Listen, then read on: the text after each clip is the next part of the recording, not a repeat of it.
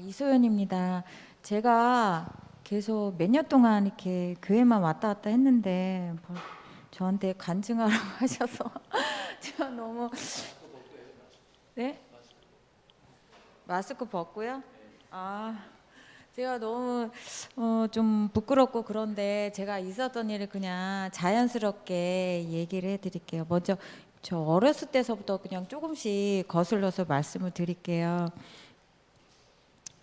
저는 어렸을 때 그 부모님이 교회를 다니지 않으셔서 저도 그냥 안 다니고 있다가 제가 고등학교 때 엄마가 아파서 병원에 입원한 적이 있었어요. 그때 이제 그 교회 분들이 오셔서 많이 기도해 주시고 많이 이렇게 위로해 주시죠. 아빠가 너무 감동을 받으셔서 그때서부터 교회를 다니게 됐어요.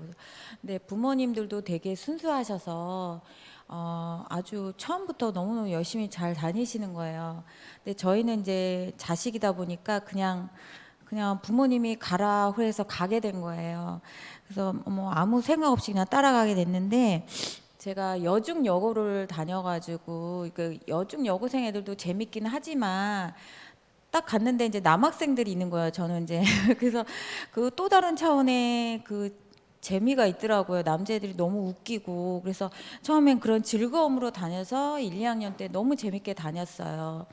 뭐 믿음 같은 것보다는 그냥 재미로 다녔던 것 같아요. 그러다가 그렇지만 그래도 이렇게 수련회도 다니고 그 친구들랑 같이 뭐 어디 같이 다니면서 믿음이 새록새록 솟았던 것 같아요. 특히 수련회 같은 데 가서 기도도 열심히 하고 하다 보니까 자기도 모르게 그냥 믿음이 생겼던 것 같아요. 그래서 그렇게 해서 다녔다가 이제 고등학교 3학년이 되니까 이제 공부를 해야 되잖아요. 그래서 제가 이제 공부를 하느냐고 교회를 끊었어요. 그러니까 그때는 이제 아직 믿음이 약해가지고 뭐 공부가 중요하다 이렇게 생각해서 그러면서 이제 재수하고 그다음에 이제 대학교를 들어갔는데 대학교 들어가보니까 이제 또 대학 생활을 해야 되잖아요. 그러니까 또 교회는 또 저쪽으로 치우쳐 놓고 또 대학 생활도 하고 그러다가 또 엄마가 또 다니라고 해서 억지로 다니고 그러다가 이제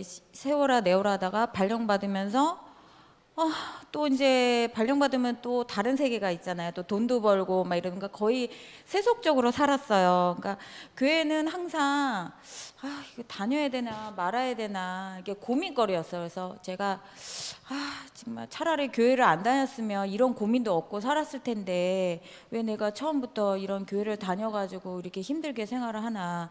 만약에 하나님을 알지 못하고 예수님 알지 믿지 않았으면 그냥 편하게 살았을 때 이런 생각까지 했었어요. 왜냐면 고민이 되게 많았거든요. 부모님께서는 교회 가라고 하고 저는 다니기 싫고 제가 또 이제 좀 늦게 일어나는 스타일이라서 밤늦게 자고 늦게 일어나는 스타일이라서 그 아침 일어나는 게 너무 힘들더라고요. 근데 꼭 교회를 가야 되고 그런데 그러다가 또 발령받으니까 너무 힘들고 주말엔 쉬어야 되는데 교회를 가야 되는 게 너무너무 싫은 거예요. 그래서 그런 식으로 되게 힘들게 좀 생활을 했던 것 같아요. 한마디로 말해서 목사님이 말씀하신 것처럼 종교 생활만 했던 것 같아요. 예, 그래서 이제 그렇게 해서 이제 왔다 갔다 하면 생활하다가 이제 결혼을 하게 됐어요. 결혼해서 아기를 낳으니까 진짜 지금까지 살던 세계와는 너무 다른 세계를 사는 거예요. 너 아기가 너무너무 힘든 거예요. 저한테. 특히 우리 큰애는 태어나서부터 자지도 않고 먹지도 못하고 하루 종일 우는 거예요. 그래서 제가 거의 한 아기가 클 때 한 3, 4년까지 밤에 잠을 제대로 자본 적이 없어요. 얘가 이제 먹기만 하면 토하고 뭐 30분 재우면 또 일어나서 울고 30분 재우면 또 일어나서 울고 그래서 제가 이제 친정 엄마의 도움을 많이 받았어요. 근데 그때는 그래도 젊어서 30분 자도 이렇게 깊이 자고 또 깨고 깊이 자고 또 깨고 하니까 또 학교 생활하는데 그렇게 큰 지장은 없었던 것 같아요. 그냥 힘들었다. 애 키우는 게 장난 아니다. 둘째는 가지면 절대 안 되겠다. 이 생각으로 살았던 것 같아요. 그러다가 이제 이렇게 어느 정도 크니까 힘들긴 하지만 그래도 우리 애들을 위해서 둘째를 갖는 게 낫지 않을까. 그래서 우리 예쁜 그나가 태어났어요. 그래서 지금 생각해 보면 우리 그날가 안 태어났으면 어떨 뻔했으나 이런 생각도 들고 너무너무 우리 집에서 되게 유쾌한 아이고 너무 착한 아이고 예쁜 아이고 그리고 큰애도 예쁘지만 우리 작은 애가 저한테 되게 많은 행복과 기쁨을 줬어요. 그래서 이렇게 있다가 어떻게 하다 보니까 우리 갑자기 큰애가 원래 어려서부터 되게 예민하고 잘 못 먹고 먹지도 않고 그래서 되게 힘들게 키웠는데 글쎄 하나님의 그 예견이었는지 제가 그때 휴직을 했어요. 작은 애 때문에. 근데 휴직을 했는데 그때 큰애가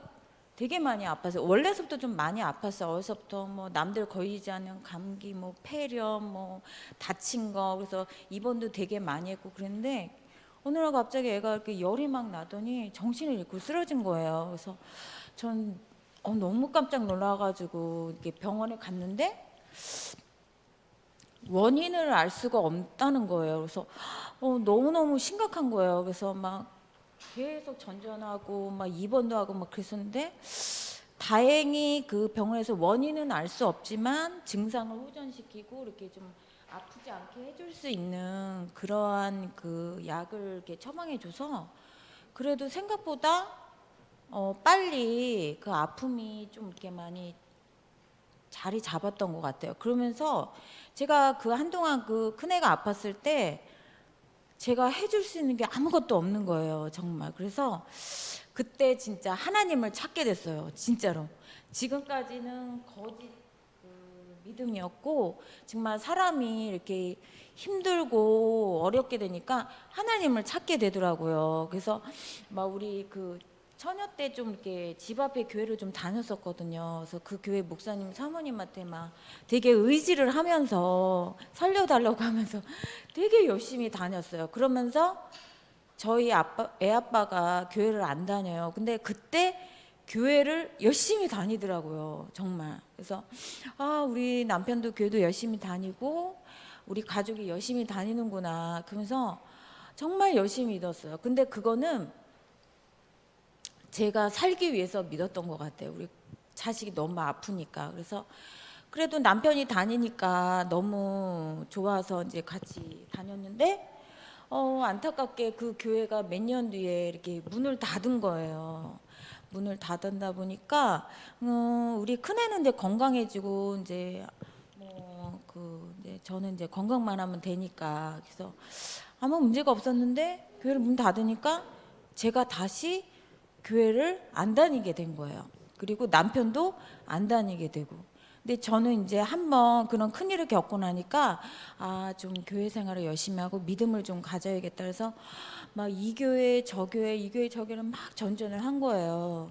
근데 그 애가 이렇게 아프고 나서도 저는 복음을 깨닫지 못했어요. 그리고 그냥 가는 거야. 왜냐면 교회를 다니지 않으면 우리 큰애한테 또 아픔이 또 올까봐 그게 두려움으로 교회를 다녔던 것 같아요. 그래서 갔는데 정착을 못 하는 거예요. 너무 힘들고. 그리고 자꾸 가면은 졸아요. 졸고 무슨 말 하는지도 모르고. 그러니까 큰애가 아팠을 때도 이렇게 매달리긴 했지만 감화 감동을 받거나 뭐 이렇게 뭐 어떤 뜻인 거나 그거를 전혀 몰랐던 거예요. 그래서 그냥 이 교회 다니다 전전하면서 그냥 이렇게 있는데 그런 와중에 제가 이제 얘가 아팠던 그 화병이 그 나중에 나타난 건지 막 그리고 애가 아프고 그러니까 남편과의 사이도 되게 안 좋아졌었고 그다음에 학교에서도 막 애들 막 제가 고학년을 맡았는데 막 왕따 문제 이런 게 겪어가지고 학부모하고의 관계도 되게 막 복잡해서 그러니까 그 1년 기간을 되게 힘들게 보냈어요. 그래서 내가 진짜 이렇게 살다간 죽겠구나 이런 생각까지 드는 거예요. 그래서 원래 병이라는 게 그 아픈 게 그 힘든 일을 겪고 나서 그 다음 연도에 오더라고요. 그래서 다음 연도에 2학년을 맡으면서 많이 안정이 됐는데 정말 문제가 없었어요. 문제가 없는데 그때서부터 이제 몸에 이제 그 현상이 나타난 거예요. 그래서 일단은 갑자기 잠을 못 자는 거예요. 그러니까 불면증이 온 거야. 불면증이 오고 그다음에 불면증이 오다 보니까 생활이 안 되잖아요. 그러다 보니까 온몸이 너무 아픈 거예요. 뭐 두드려 맞을 정도로 너무너무 아픈 거예요. 그러니까 그러면서 그래도 잠을 자려고 노력했는데 그게 안 돼요. 한번 꽂히면. 그러다 보니까 한 달 뒤에 완전히 몸이 다운이 돼가지고 어쩔 수 없이 정신과를 찾게 됐어요. 정신과 가서 수면제 처방받고 그다음에 또 항불안제, 항우울제 이런 걸 주시더라고요. 그래서 그거를 먹으면서 지냈는데도 한동안 되게 회복이 안 됐어요. 그래서 난 좀 쉬어야겠다. 쉬지 않으면 큰일 나겠다. 이렇게 해가지고 학교를 실려고 보니까 이 연구년이라는 그게 있잖아요. 교사들 사이에서는. 그래서 그거를 제가 이제 신청을 했어요. 근데 저는 그게 너무너무 간절했어요. 왜냐면 난 여기서 붙지 않으면 나는 아무래도 힘들 것 같다. 그래서 난 아마 죽을 것 같아. 막 이런 생각했는데 그 면접도 준비하고 공부를 하면서 나 이거 붙어야 되는데 붙지 않으면 난 어때? 나 안 붙으면 어떡하지? 근데 1차를 붙은 거였는데 1차를 붙고 나서 좋은 게 아니라 2차에서 또 이렇게 떨어지거든요. 그래서 어머 2차를 안 붙으면 난 지금까지 했던 게 헛수건데 그래서 막 더 심하게 막 이게 막 이게 심하게 오는 거야. 그러니까 다른 사람 같으면 아씨 안타깝다. 다음에 또 도전해야지 이런 걸 했는데 저는 이거를 붙지 않으면 나는 못 살 것 같다, 난 죽을 것 같다, 막 이런 생각까지 너무 심하게. 근데 다행히 하나님께서 붙여줬어요. 그래가지고 그때는 너무너무 좋았죠. 세상을 다 얻은 것처럼 좋았는데 이제는 쉬면은 날 것 같았어요, 몸이. 근데 3월 이렇게 지나고 나도 그때 낫지를 않는 거예요. 그리고 어떤 두려움이 있었냐면 내가 과연 이 1년간 지내고 나서 다음에 학교에 갔을 때 내가 정말 학교에 갈 수 있을까? 이런 두려움이 있는 거예요. 왜냐면 몸이 너무 아팠고 그리고 그때 고학년 애들을 가르쳤을 때 그 애들과의 관계 그리고 학부모의 관계가 너무너무 힘들기 때문에 이제 학교 다니는 게 너무너무 두려웠어요. 나는 이제 학교를 못 다닐 것 같다. 내가 이거 쉬고 나서 과연 내가 복직을 할 수 있을까? 하면서 쉬는데도 마음이 편치가 않았던 거예요. 그래서 그냥 쉬지만 너무 힘들게 그냥 쉬었는데 그때 이제 그 연구년은 한 달에 한 번씩 선생님들이 모여요. 한 달에 한 번씩 선생님들이 모여서 딱 갔는데 이제 병은 알리라고 그러더라고요. 그래서 선생님한테 만나기만 하면 나 여기 아프다, 너무 아프다 막 얘기를 했더니 한 두 번째, 그러니까 4월 달쯤이에요. 4월 달쯤에 저의 그 생명의 은인인 그 김명선 선생님을 만났어요. 이제 그 김명선 선생님은 지금 학원 보그마 화해를 하시는 거기에 다니시거든요. 근데 그분이 저한테 그 얘기를 듣더니 아파? 많이 아파? 네, 너무 아파. 그랬더니 그거 한 번에 고칠 수 있는 방법이 있어 하면서 저한테 그러는 거야. 그러니까 제가 아팠는데 아무리 병원을 다녔죠. 뭐 정신과도 다니고 정형외과도 다니고 신경과도 다니고 막 이렇게 다니는데도 낫지를 않는데 한 번에 나을 수 있는 방법이 있다는 거죠. 그러니까 제가 귀가 이렇게 딱 뜨인 거예요. 그래서 뭐예요 선생님? 근데 그때가 이제 차 타고 헤어질 때라서 내가 다음에 만나면 꼭 가르쳐 줄게. 그거는 진짜 나을 수 있면서 너무 자신 있게 저한테 말씀을 하시는 거예요. 제가 막 너무 혹한 거죠. 그래서 그 다음 달에 가서 선생님 어떻게 하면 나을 수 있어요? 라고 얘기했더니 그때 이제 하나님 예수님 얘기를 하시더라고요. 그래서 제가 그래요? 근데 저도 이제 믿음이 어느 정도 있고 그리고 그거를 간절히 원하는데 찾을 수 없는 방법에서 그걸 들었을 때 다른 사람 같으면 뭐야 이러는데 저는 맞아요. 예. 그런데 갑자기 이런 얘기를 하시는 거야. 왜 걱정을 하면 살아? 모든 거를 하나님께 맡기면 되잖아. 하나님께 맡기고 그냥 너는 그냥 그것만 기다리고 있어. 그런데 딱 듣는데 그 순간 저는 정말 망치로 제 머리를 한 대 때린 것 같은 그런 커다란 충격을 받았어요. 맞아. 하나님께 맡기면 되지. 왜 지금까지 내가 왜 이랬을까? 왜 걱정 근심을 하고 하나님께 맡기지 못했을까라는 그러한 그 충격의 그 도가니에서 벗어날 수가 없었어요. 그래서 그 다음에 김명수 선생님이 그러면 나랑 같이 일주일에 한 번씩 그 성경 공부 지금은 말하면 양육이죠.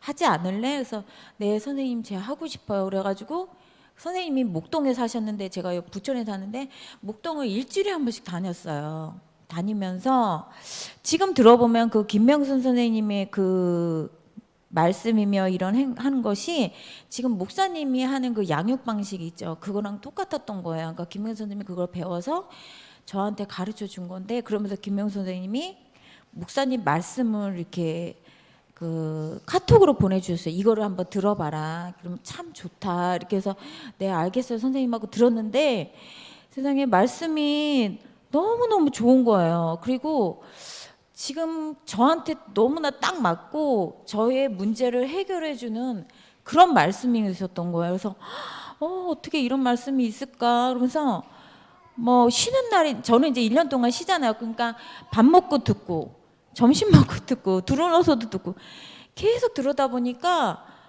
생활이 너무 조금씩 변화가 생기는 거예요. 아 맞다 그렇다 그렇구나 막 이러면서 너무너무 마음도 가벼워지고 조금씩 그러니까 힘들다가도 그 말씀만 듣고 나면 몸에서 힘이 생기는 거예요. 그래서 제가 김용수 선생님한테 선생님 목사님을 만나게 해주세요. 제가 그랬어요.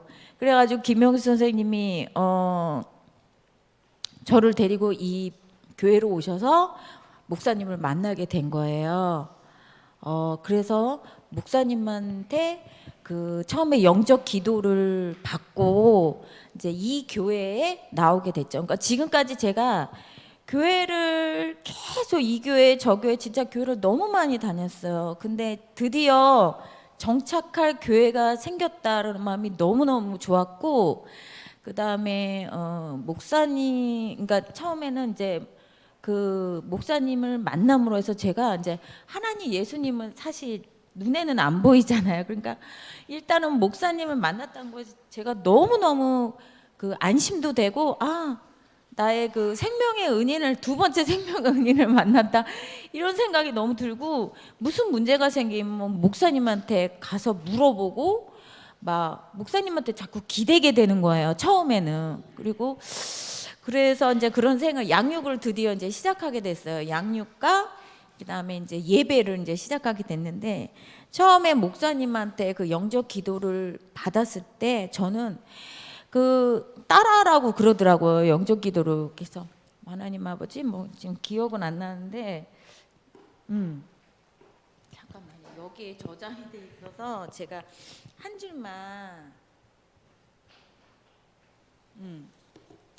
하나님 아버지 나에게 그리스도를 보내사 모든 죄와 저주의 사탄의 권세에서 나를 해방시켜 주시고, 이렇게 하면 저는 그걸 따라하는데, 저는 그 따라할 때 그 낱말 한자 문장 한자가 저한테 너무 뿌리 깊게 박히는 거야. 그러면서 너무너무 감동해서 막 눈물을 있는 대로 흘렸어요. 그러면서 이 끝까지 목사님이 이렇게 들려주시는데 진짜 그 문장 하나가 저한테 너무너무 주옥 같았고, 정말 그게 저한테 너무너무 그 들어오는 게 가면서 계속 눈물을 흘리면서 정말 그 지금까지 알지 못하는 그런 감동과 그다음에 감사, 그리고 그 알지 못하는 그 눈물이 계속 쏟아졌어요. 지금도 다시 그걸 생각하면 눈물이 나는데, 저는 정말 그 영적 기도를 받으면서 너무너무 감동을 받고 정말 너무너무 신기한 경험을 했던 것 같아요. 그래가지고 이제 그때서부터 이제 말씀 듣고 그다음에 예배를 듣고 양육을 받으면서, 처음에는 저는 처음부터 좀 좋게 생각했는데 조금씩 나아가는데 정말 삶이 긍정적으로 바뀌는 거예요. 그러니까 모든 걸 하나님한테 맡기고 그다음에 그렇게 나아가니까 진짜 삶이 바뀌어졌어. 180도 바뀌어졌어요. 그래서 일단 첫 번째는 학교에서 처음엔 저는 학교에 일하는 사람이 아니고 그냥 조용히 애들만 가르치는 그런 사람이었는데, 제가 이제 이 학교에 와서 코로나가 터지는 바람에 애들을 가르칠 수가 없었어요. 한 달 이상은. 근데 그때 이상하게 그냥 할 일이 없으니까 그 교재 연구도 하게 되고 여러 가지 준비를 많이 하게 됐어요. 그러다 보니까 아 이제 이 공부를 하게 되니까 애들을 잘 가르칠 수 있겠다 그런 자신감도 생기게 되고, 그다음에 제가 2학기 때 어떻게 잘못돼 가지고 부장 선생님이 이렇게 나가게 됐어요. 근데 저는 한 번도 부장을 해본 적이 없는데 상황이 제가 나이도 있고 경력도 있다 보니까 부장을 하라는 거예요. 그래서 너무 힘들게 그냥 부장을 하게 됐는데, 그렇게 해서 하다 보니까 3년 동안 하게 된 거야 부장을. 근데 너무 힘들었죠 사실. 근데 그러면서 저는 되게 많은 걸 배웠어요. 그리고 모르는 것도 배웠고.